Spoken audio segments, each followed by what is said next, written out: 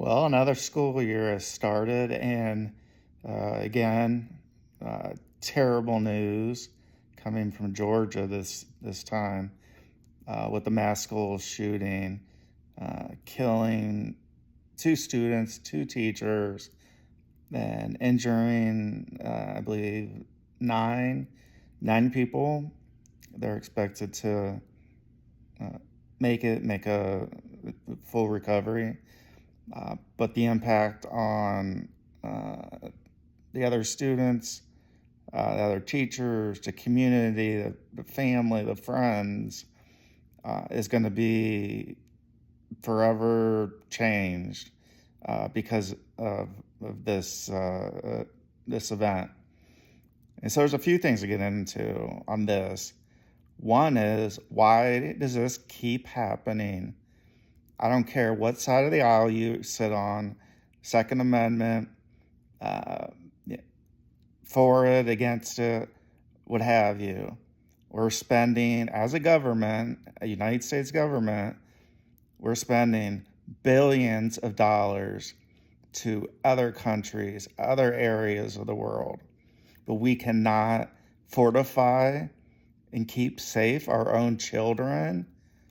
As a now father of a daughter that's started school, I'm terrified if we're not able to have resource officers, metal detectors, checking checking book bags every day, just like you go to the airport, go to get on an airplane. If you go to court for jury duty, I had jury duty every single day, had to go through a metal detector, had to get my bags checked. And so, why can we not do this for our children? What is the deal? We have politicians that don't want to do anything. They're living in their gated communities, and for whatever reason, they don't care enough. I don't know what the deal is. These shootings are horrific events, and they need to stop. And somebody needs to stand up and do something, not talk about it, not put a whole political talking points, behind it. Just talk about the safety of our children. That if we put them on a bus or we walk them to the school in the morning, that we should have a very high probability that we're going to see our children at the end of school. Same thing with teachers. We're friends, family members, significant others of a teacher. Uh, we should have a high likelihood we're going to see them at the end of the day. So we need to do something. We need to stop spending money sending to other countries. And I am, as an organization, I am a big supporter of supporting and sharing the voice of everybody. I've been to Ukraine. I've been there when air raid sirens. I've heard missiles exploding in the air in the middle of the night.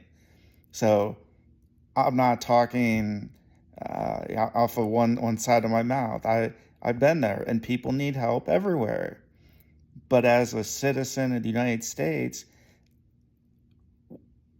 the government mandates. So the government mandates that we send our children to school. So the government needs to mandate that we need to keep our children safe at school the best that we can. If we need to bring in, military, um, beef up police departments, more funding.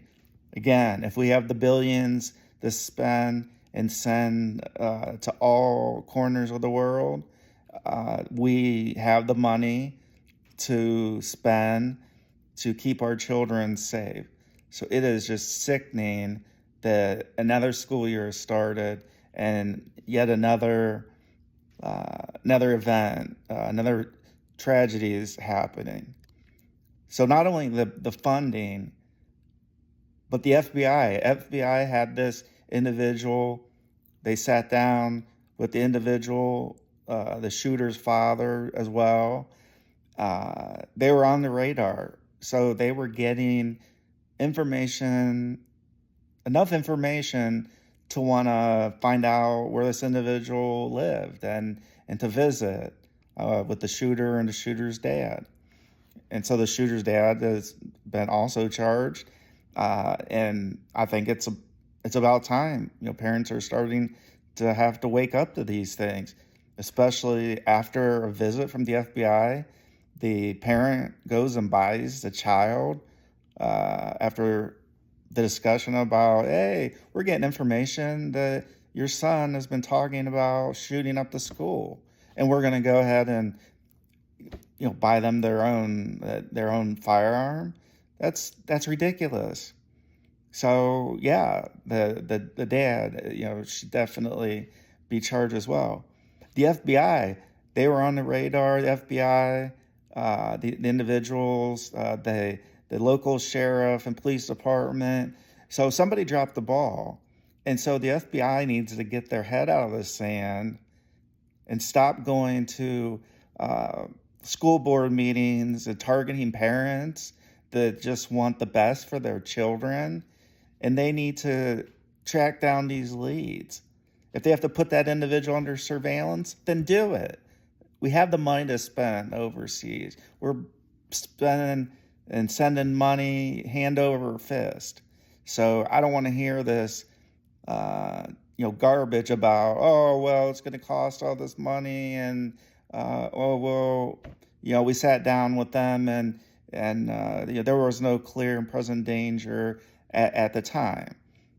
So I think the government and the government agencies need to get their head out of the sand, spend money here at home, keep our children safe, and if individuals are coming to the radar of, hey, there's been talk on social media, what have you, about this individual talking about shooting up a school or having these thoughts, there needs to be intervention. None of this, well, we're afraid and we don't want to offend somebody.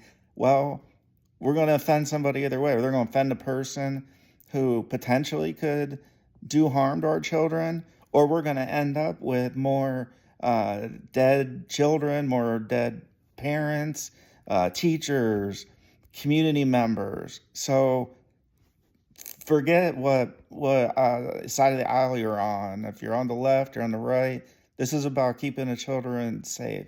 And I don't know anybody who doesn't want to keep their children safe, that they don't want to send their children to school and see them at the end of the day.